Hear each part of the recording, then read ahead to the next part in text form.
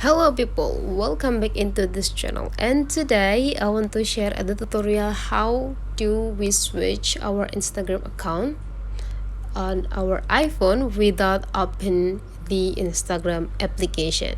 So first thing you have to do is make sure that you already logged in or signed in, like multiple account on your Instagram.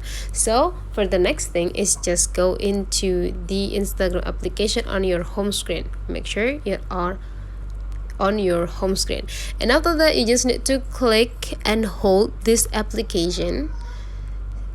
Remember, click and hold. Don't let your fingers out of the screen. So click and hold, and then there will be an option that you can access here.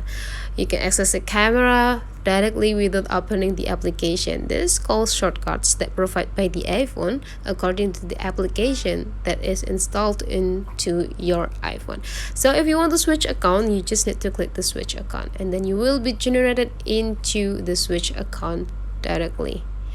That's all the way how you do a switch account without opening your Instagram. If you find out this guidance is quite useful for you guys, don't forget to leave some comment, like, and subscribe into this channel.